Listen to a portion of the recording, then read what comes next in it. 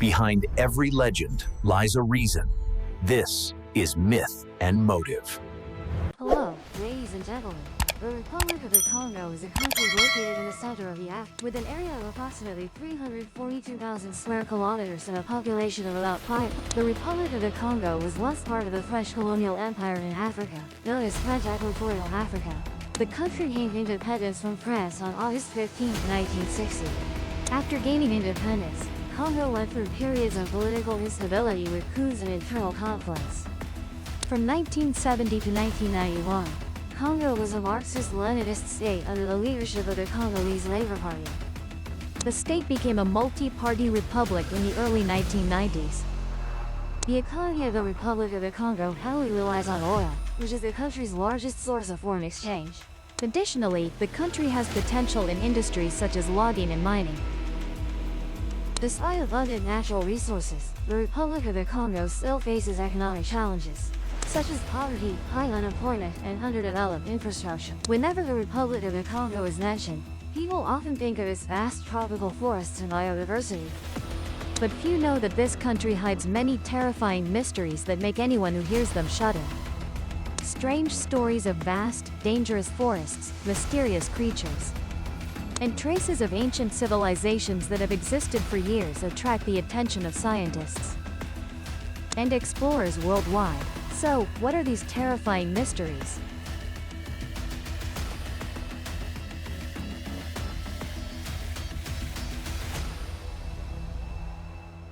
In the Republic of the Congo, stories of witchcraft and sorcerers are still common in many communities, especially in rural areas. Witchcraft is often understood as the use of supernatural powers to harm others, and it often involves mysterious rituals, spells, or secretive actions that people believe can cause disasters such as illness, death, or loss of property. Witchcraft in Congo can include creating protective or offensive charms, depending on the user's intent. Items used in rituals may include herbs, animal parts, and sacred objects. In many villages, people may accuse an individual of being a sorcerer if they believe that person is responsible for an accident or a series of unfortunate events in the community, such as an outbreak of disease or crop failure. This accusation often leads to the person being isolated and even persecuted. Some groups believe in mysterious rituals performed by sorcerers to summon or control evil spirits. These rituals may involve animal sacrifices, the use of potions, or nighttime ceremonies with eerie songs and dances. Although many believe witchcraft can cause harm, there are also traditional healers or shamans seen as capable of curing illnesses caused by witchcraft. They may use herbs, prayers, and purification rituals to drive away evil spirits and restore the patient's health. In recent years, modernization and the influence of major religions like Christianity and Islam have changed perceptions of witchcraft. Nevertheless, belief in witchcraft and supernatural forces still exists and continues to affect many Congolese people. 2. Legends of mysterious beasts. In the 1980s, Dr. Roy McCann, a biologist from the University of Chicago in the U.S., led 2 expeditions to the vast Lake Wallace swamps and tropical forest areas in Congo to search for a mysterious animal named Mokele-Mbembe. People call it the African Loch Ness Monster.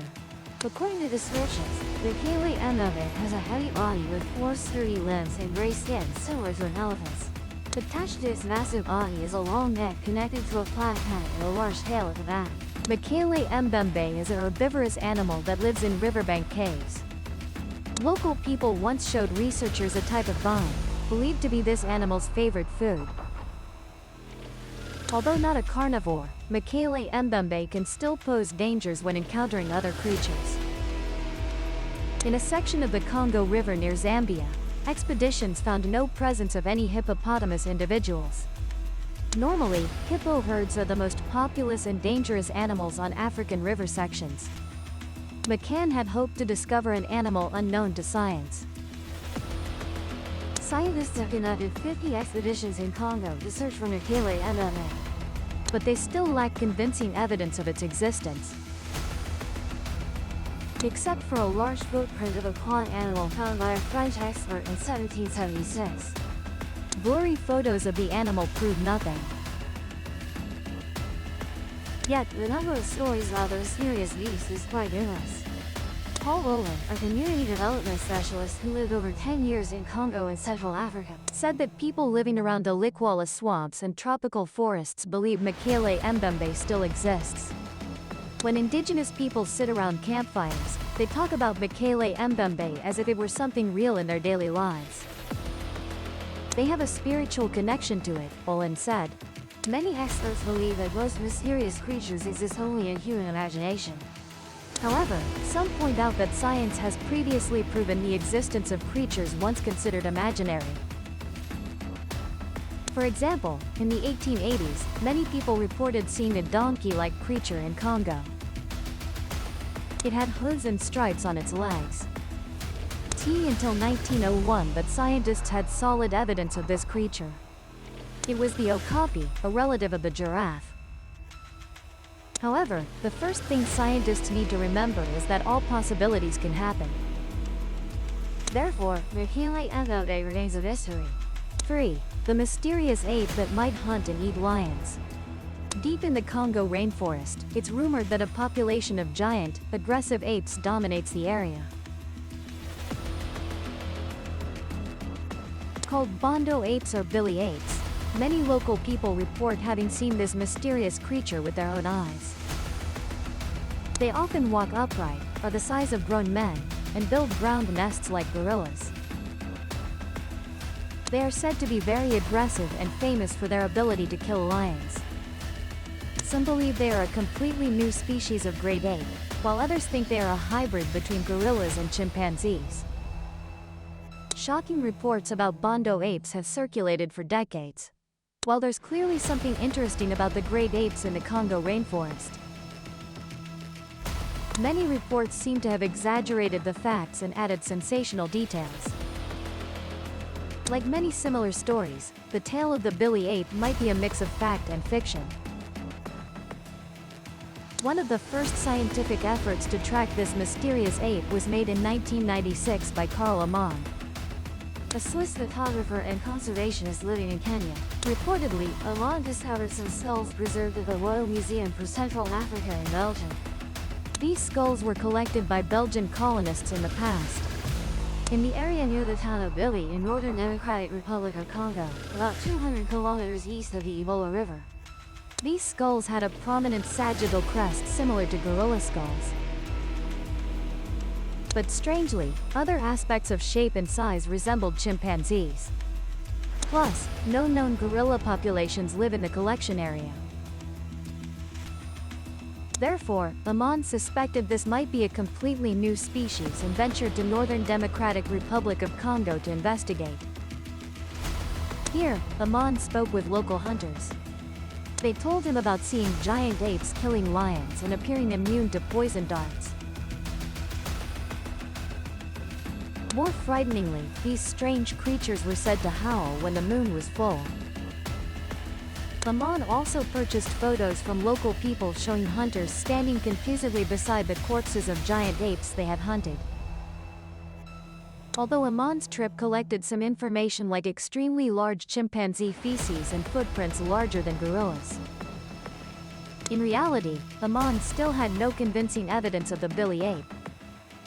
Another effort to identify this mysterious ape occurred in the summers of 2002 and 2003.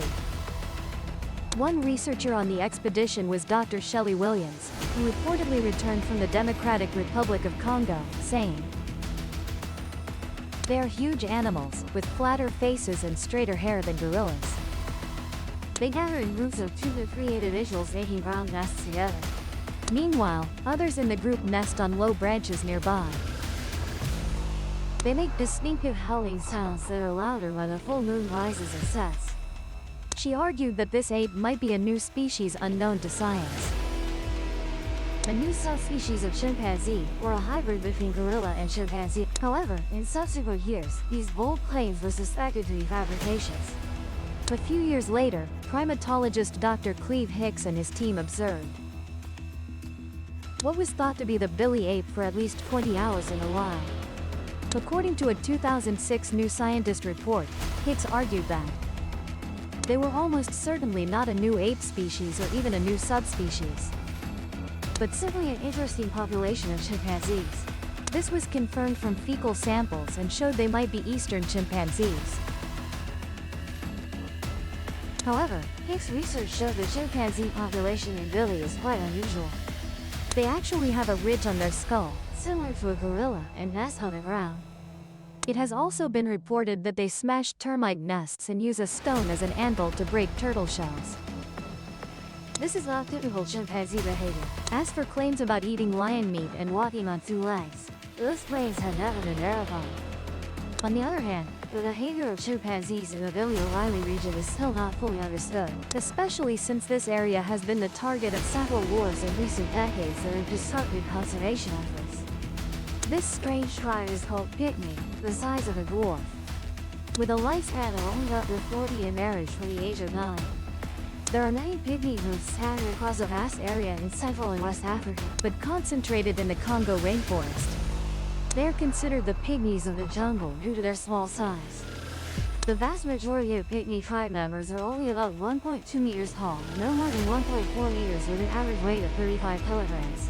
With long arms and short legs resembling monkeys, they are almost naked.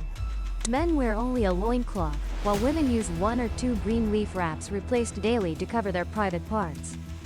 They enjoy body tattooing, use beads and sand products for decoration, and cut their hair very short. These African pygmies marry very early, typically only from 9 to 10 years old. The wedding is simply a bargaining session with the girl's father. The exchange price is from 5 to 10 arrows. In special cases, the price would be from 1 to 2 spears or some tobacco. A man can have multiple wives if he has sufficient bargaining ability. Mothers give birth in the forest, cut the umbilical cord with their teeth, and bury. Pygmy families rarely exceed 3 people, and they are extremely happy when the child born is a boy. While an unfortunate girl will be beaten by her own father with banana leaves. However, the pygmy live quite emotionally, with deep relationships between spouses and between parents and children.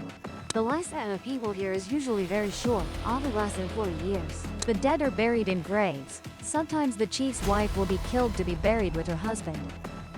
The pygmy do not believe in an afterlife. For them, death is the end, so no one can find traces of ancestor worship where they live.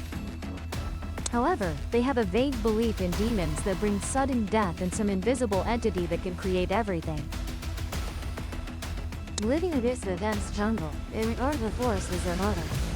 The homes of African pygmy are simply huts made of branches tied together with banana leaves and grass leaves, over 2 meters in diameter and 1.2 meters high. There is a small hole near the bottom for them to crawl into. 10 to 12 such huts form a village. These huts are only temporary as they always migrate to different areas in the forest. The pygmies of the pygmy tribe mainly live on bird meat, deer, and other animals they hunt with bows and arrows. They also eat white ants, bee larvae, and eagles, as well as wild beans and mushrooms. Men in the pygmy tribe are the boldest hunters, also extremely skilled archers with keen hearing and sharp eyesight. They use small onions and poison-tip arrows to hunt elephants and shoot small animals from very far away. Meanwhile, the main task of women is gathering.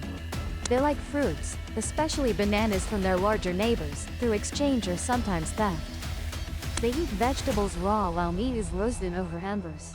Their kitchenware consists only of a few earthen pots and water gourds. The pygmy enjoy music, have many folk songs, and use various musical instruments. They are also praised for their dancing ability, although living friendly with neighboring communities, especially agricultural people for exchanging produce. It seems that other communities do not recognize the pygmy tribe as human but view them as animals or half-animals. The survival threat to the pygmy today is the rampant exploitation of tropical forests and the spread of the pandemic from neighboring tribes. The cannibal tribe with the painful execution weapon. Gobi tribe, known as a cannibal tribe in Congo, often organize human hunting competitions and kill nearby tribes for food. Painful execution is the method associated with this tribe. In the early 20th century, some European explorers discovered this terrifying weapon in a minority tribe of the Congo region, the Gobi tribe. Ancient drawings reveal that indigenous people used daogo lu as a tool for executing prisoners, although there is still much controversy about this weapon. In the native language, daogo lu means painful execution. This weapon carries a sense of brutality. Passed down from one generation to another, it has spread throughout the Congo territory. The pain bar became a symbol of authority, only held by tribal chiefs and leading forces.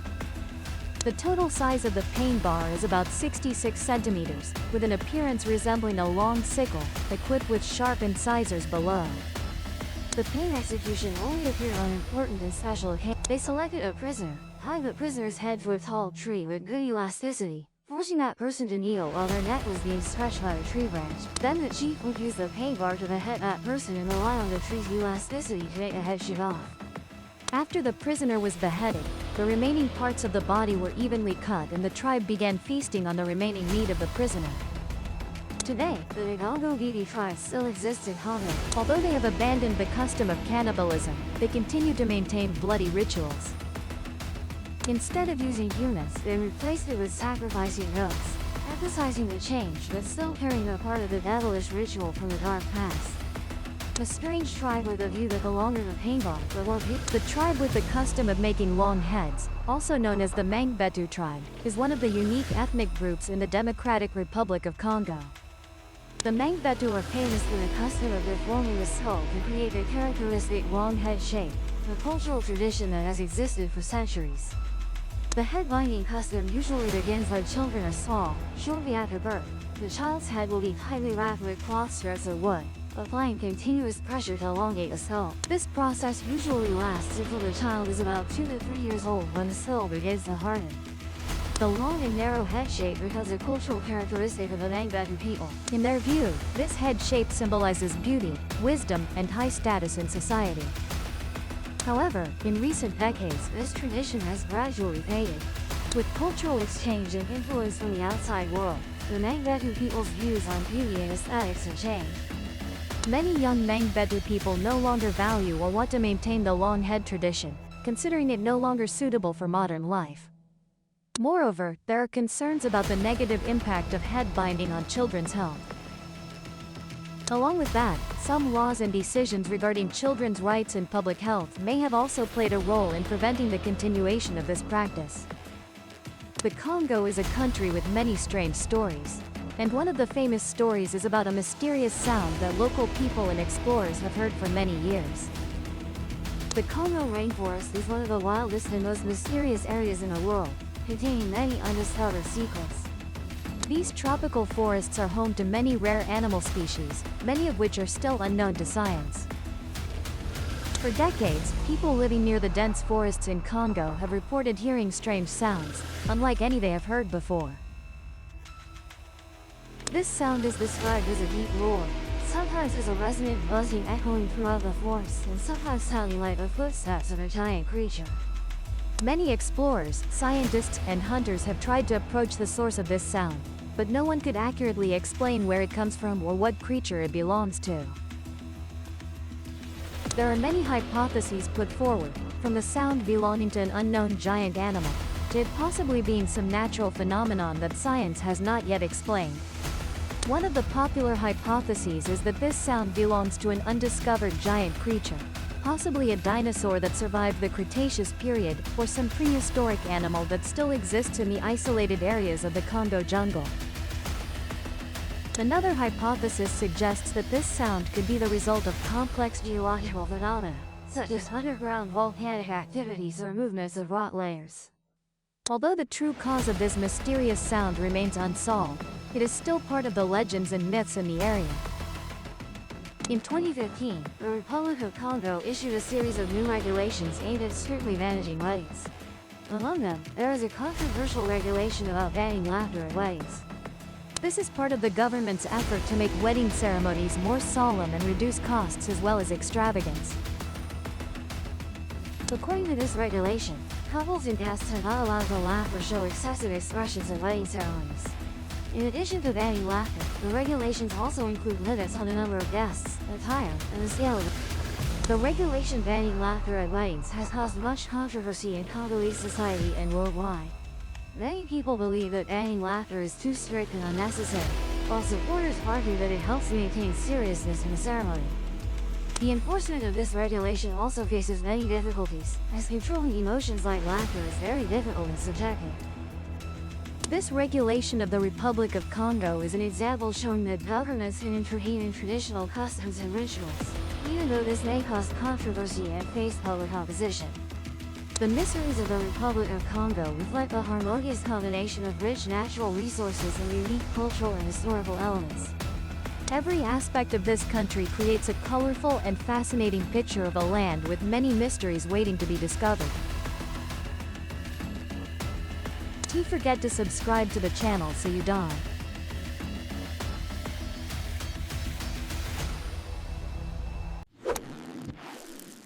If the legend hooked you, subscribe and open the next case.